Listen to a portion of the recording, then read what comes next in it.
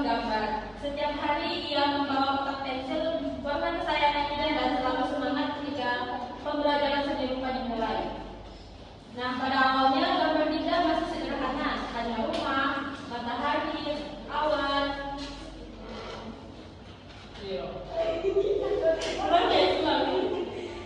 Pada awalnya gambar Dinda masih sederhana, hanya rumah, matahari, awan, dan orang-orang yang kepalanya bulat dengan tangan seperti garis lurus.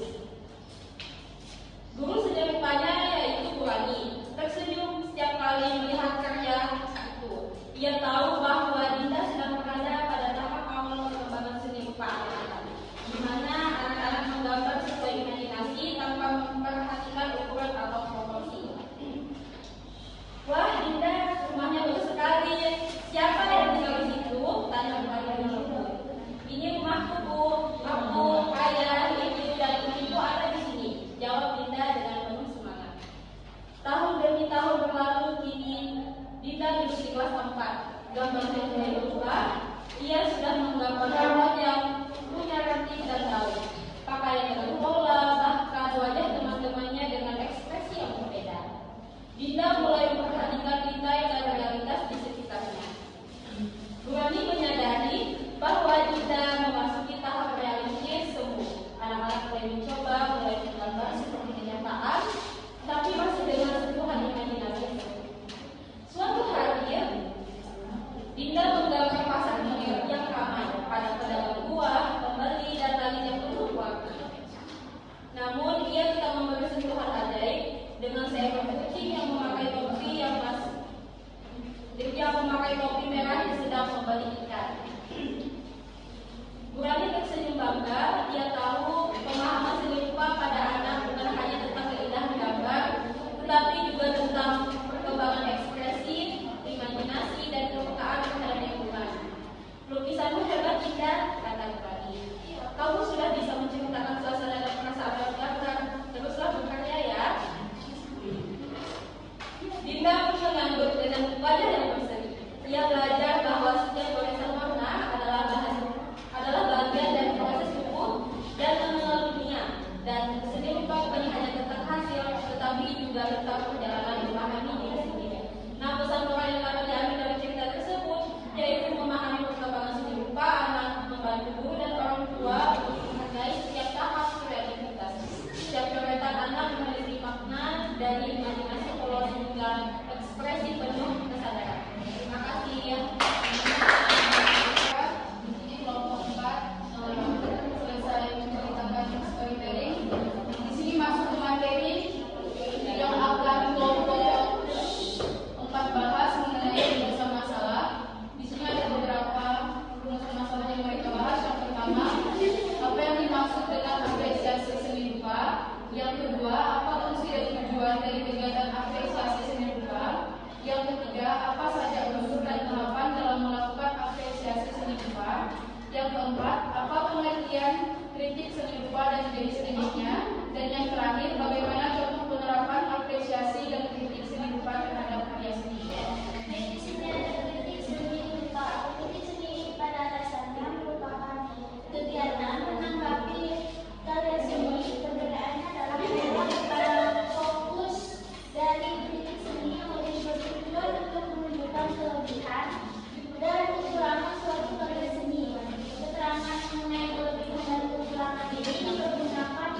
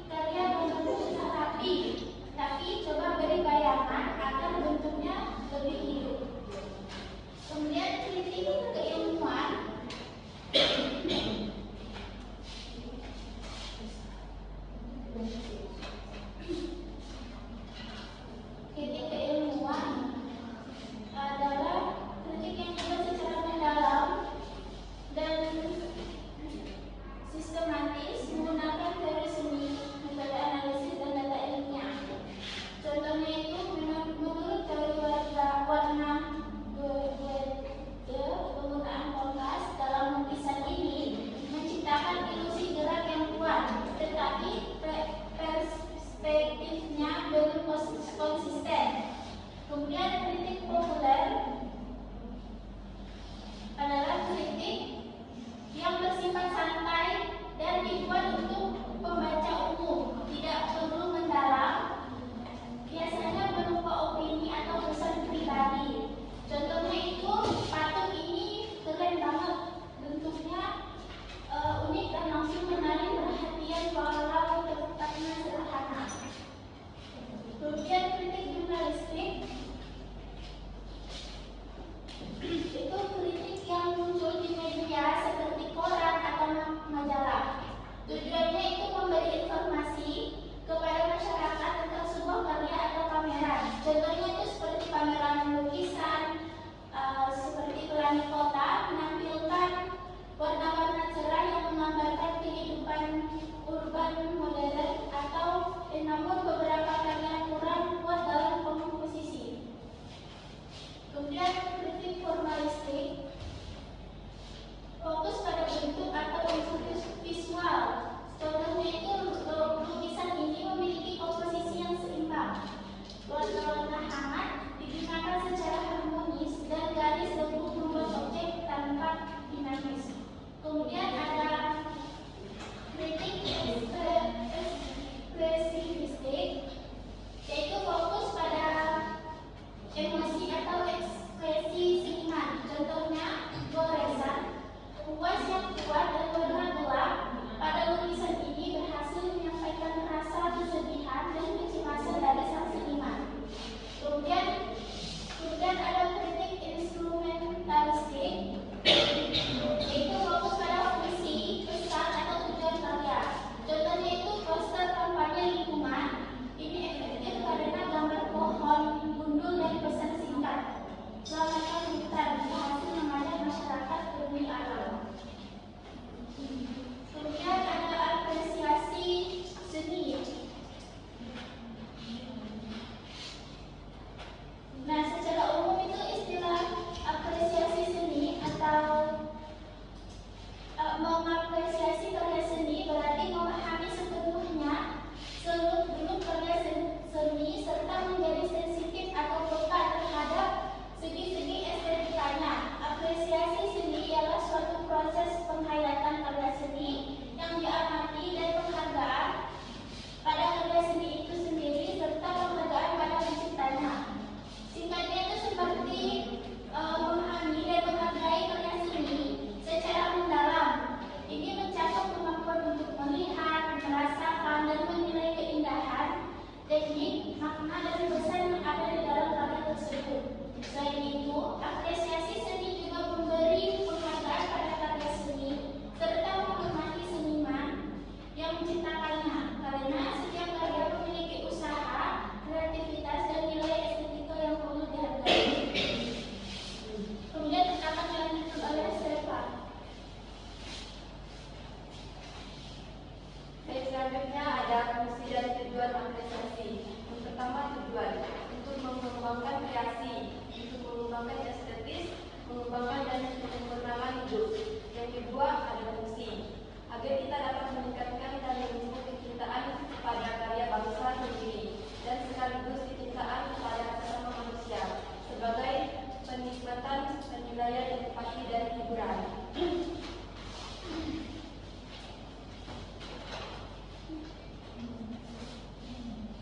Selanjutnya ada unsur-unsur apresiasi. Untuk mengapresiasikan suatu karya seni berikut adalah unsur-unsur yang perlu diperhatikan. Yang pertama ada gaya, kedua teknik, ketiga tema, keempat komposisi. Gaya yaitu ciri khas atau karakter visual suatu karya seni yang menunjukkan cara seniman mengapresiasikan idenya. Contohnya lukisan dengan satuan jelas bebas menunjukkan emosi kuat. Yang kedua, teknik, cara atau metode yang digunakan seniman dalam membuat karya seni. Contohnya teknik cat air pada kertas. Yang ketiga, ada tema, pokok gagasan atau ide utama yang ingin disampaikan seniman dalam karyanya. Contohnya lukisan pegunungan. Yang keempat, komposisi, cara menata unsur atau visual seperti garis, warna, bentuk, dan ruang agar terlihat menarik dan seimbang. Contohnya objek utama ditempatkan pada titik fokus. Selanjutnya ada kegiatan apresiasi meliputi yang pertama persepsi, kedua pengetahuan, ketiga pengertian, keempat analisis, kelima penilaian, yang keenam apresiasi. Persepsi adalah mengamalkan karya dengan teliti menggunakan panca indera. Contohnya melihat detail warna, bentuk bahan dan tekstur. Yang kedua pengetahuan, mengetahui latar belakang karya, siapa pembuatnya, kapan dibuat, dan teknik apa yang digunakan. Ketiga pengertian, memahami makna atau pesan yang disampaikan karya. Yang keempat analisis, membahas unsur-unsur visual atau komposisi teknik dan gaya dalam karya. Yang kelima penilaian, memberi tanggapan objektif apakah karya itu baik dari segi estetika, teknik dan ide. Yang keenam menghayati, karya dan rasa empati, menghargai proses seniman dan menikmati keindahan karya. Di sini kelompok 4 akan melakukan sesi role play. Untuk kelompok 4 dipersilakan. Kami kelompok 4 melakukan sesi role play. Di sini kami sebagai guru, kalian sebagai siswa.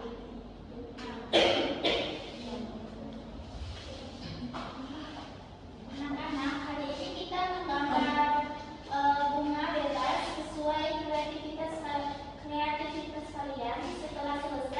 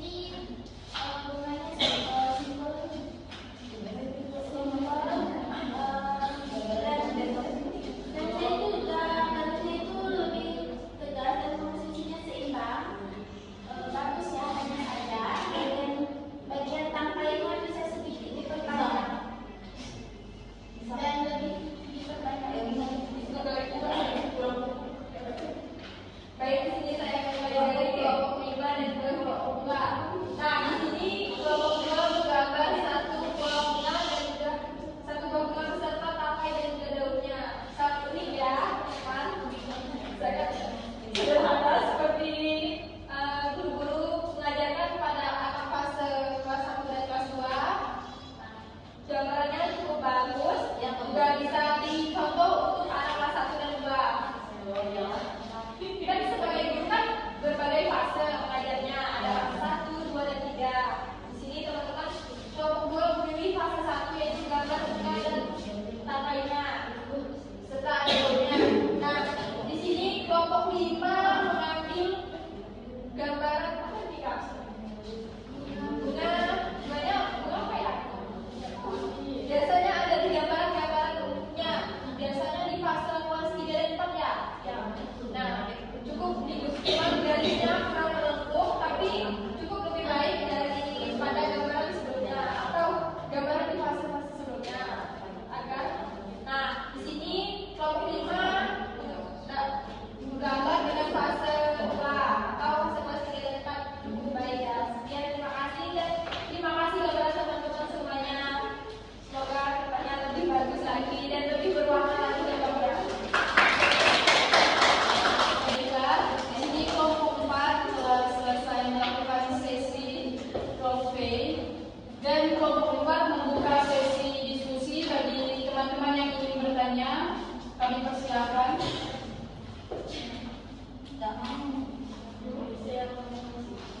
Bagi teman-teman yang ingin bertanya, kelompok 1.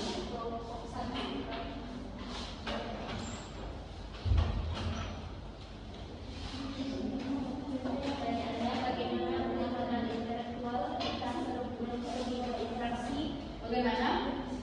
Pertanyaannya, bagaimana pemahaman intelektual tentang seluk-beluk seni berinteraksi dengan kebukaan estetik untuk menghasilkan apresiasi yang kompleks? Terima kasih pada teman-teman. Saya ulangi pertanyaannya. Bagaimana pemahaman intelektual tentang seluk-beluk seni berinteraksi dengan kepekaan estetik untuk menghasilkan proses apresiasi yang komprehensif? Apakah betul kelompok 1? Tidak. Pertanyaannya? Bagi teman-teman yang ingin bertanya lagi, kami persilakan. Ya, Sinta. Ya, baik Sinta. Akan bertanya, jelaskan apa yang dimaksud dengan persepsi dalam kegiatan apresiasi seni. Jelaskan apa yang dimaksud dengan persepsi dalam kegiatan apresiasi seni. Baik, saya ulangi pertanyaannya untuk kelompok 5. Jelaskan apa yang dimaksud dengan persepsi dalam kegiatan apresiasi seni. Apakah betul? Ya, Ada lagi yang ingin bertanya? ya bisa.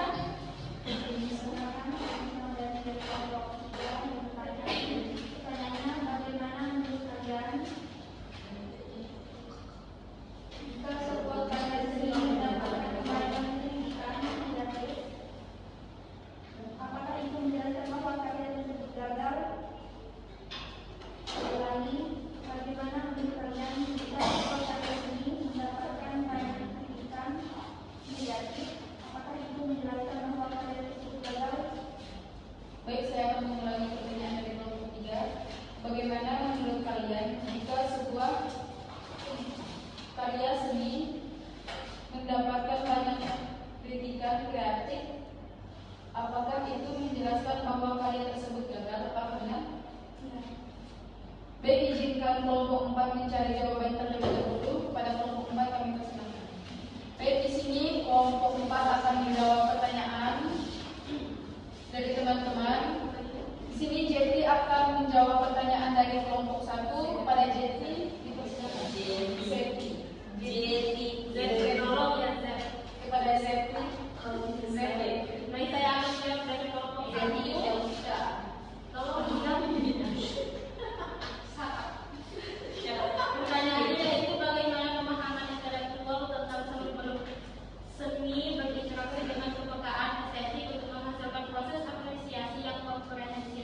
Jawaban